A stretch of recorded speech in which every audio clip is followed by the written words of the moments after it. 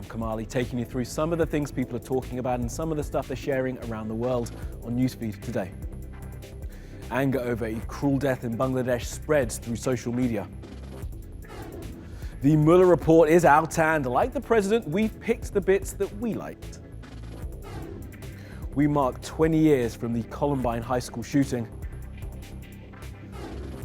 And a love affair from Australia in Animals Doing Stuff. How does it feel to have Lucy back? Oh, it feels bad.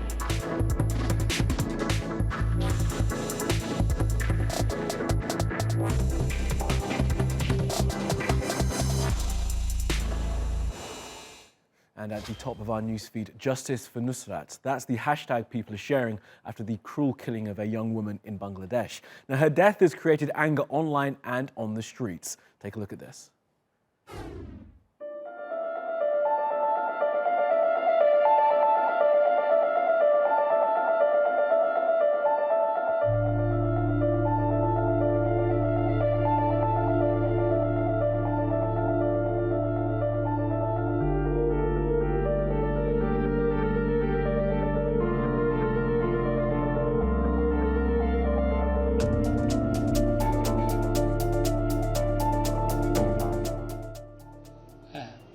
সামনে তো ইয়ে ছাড়াও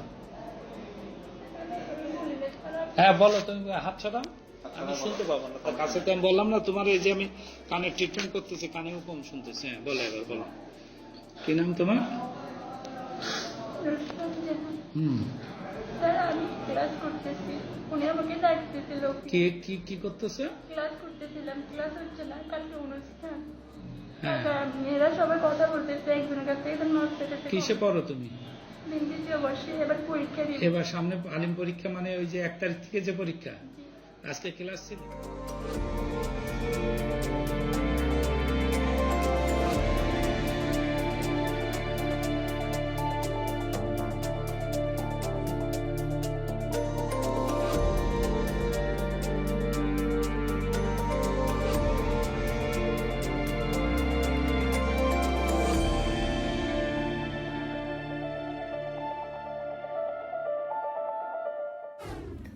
Now, it has been 20 years since two teenagers took guns and bombs into their high school and killed 12 of their classmates and a teacher.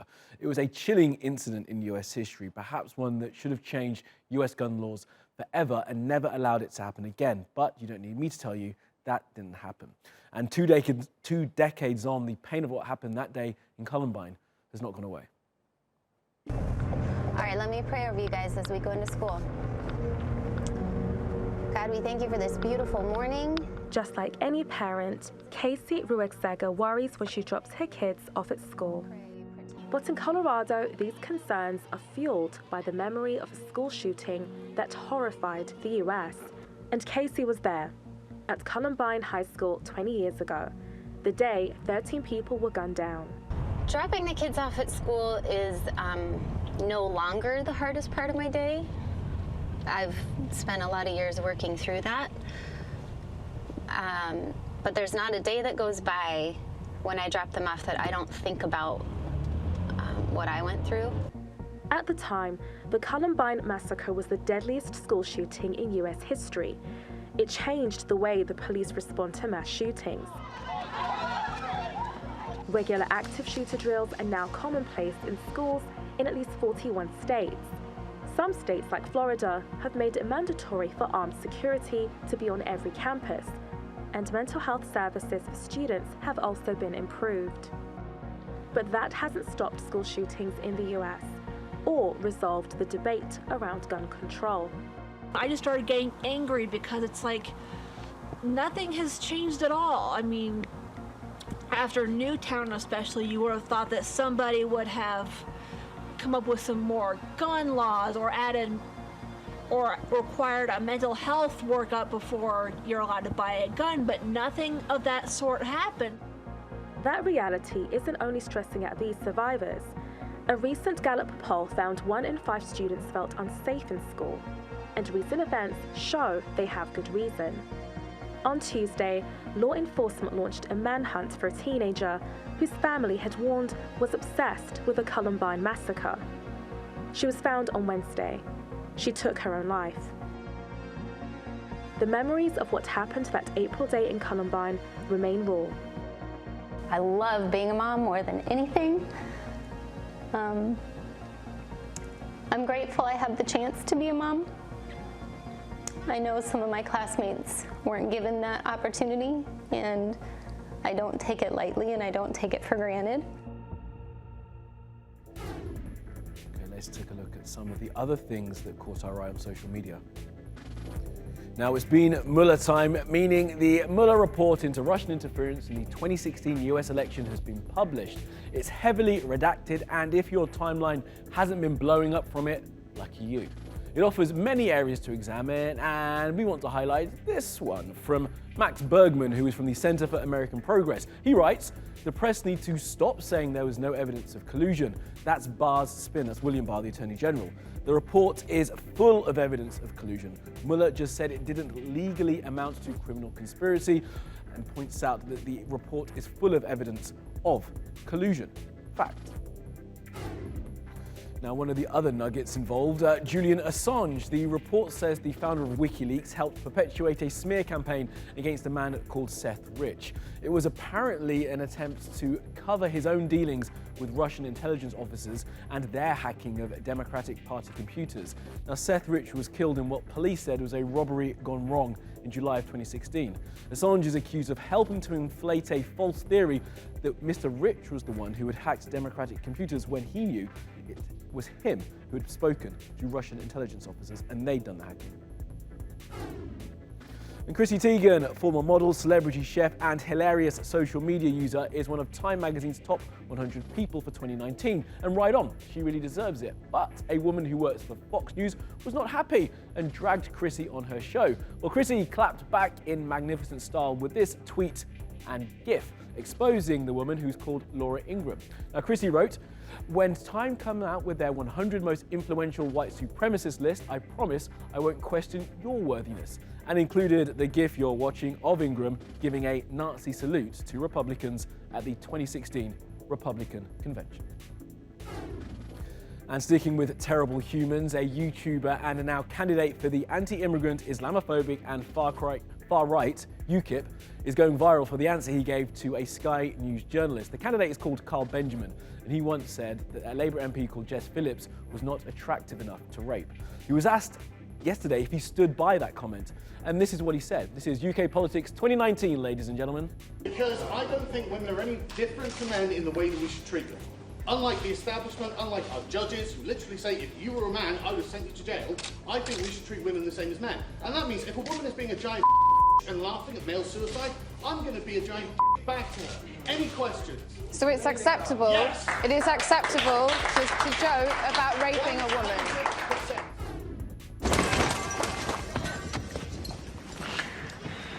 Abigail, we can escape to the north. There's a place we can be together, across the border. Will you leave with me? Well, the website Ancestry.com is being accused of romanticizing the rape of black women by white men during slavery in the US, and they're being heavily criticized for it online. This advert depicting a black woman being presented with a ring and then asked to run away to the north with a white man is historically inaccurate and should really upset anyone who sees it. A recent study found that African Americans, the descendants of people abducted in Africa and sold into bondage, were 24% European, according to their DNA. Now, that's a fact that Ancestry.com are using to sell their products. The idea that this European heritage came from a little love story depicted in adverts like this is risible and reprehensible. The advert has rightly been pulled.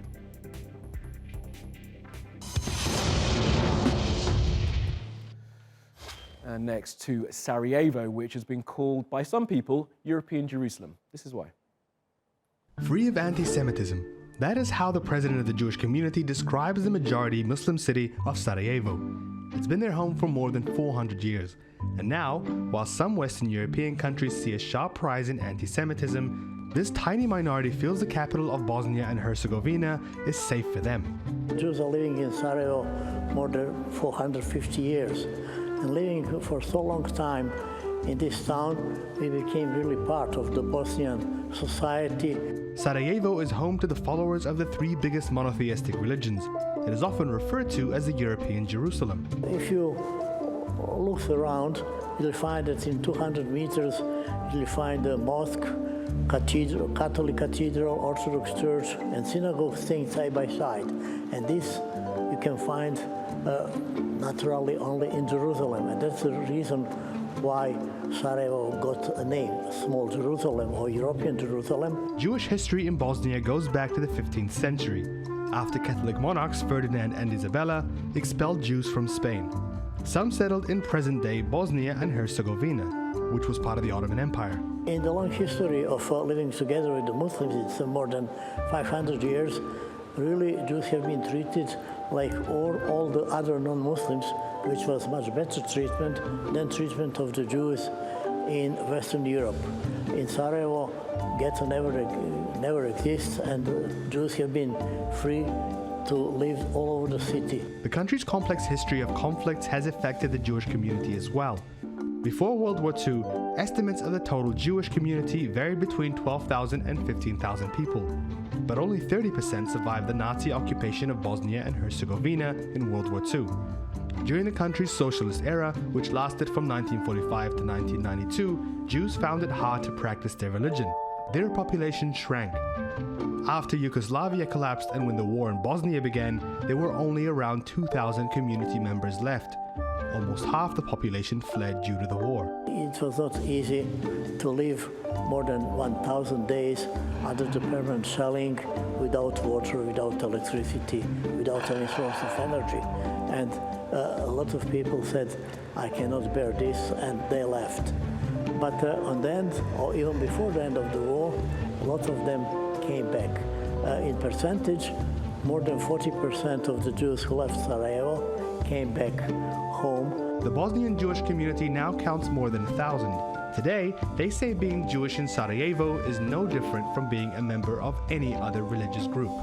We all have the same problems as every young person in Bosnia and Herzegovina have. I do see my future here in Sarajevo because Sarajevo is my city, and I believe it's not fair.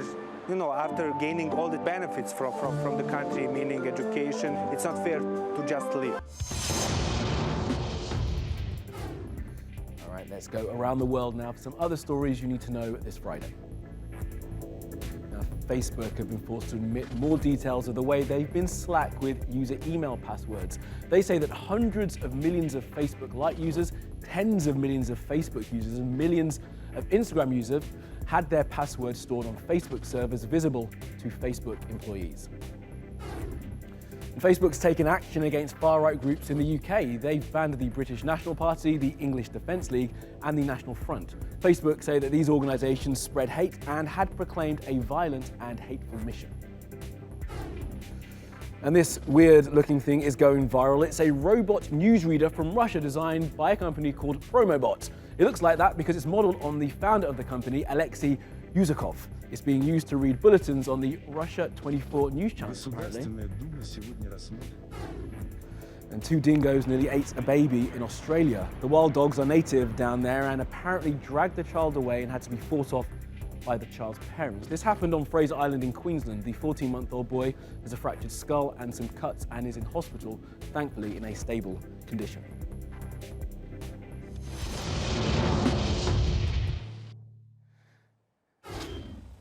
And in Animals Doing Stuff, we have a heartwarming reunion, something sweet and cuddly to make you smile on a Friday. A reunion between a man and his pet rat.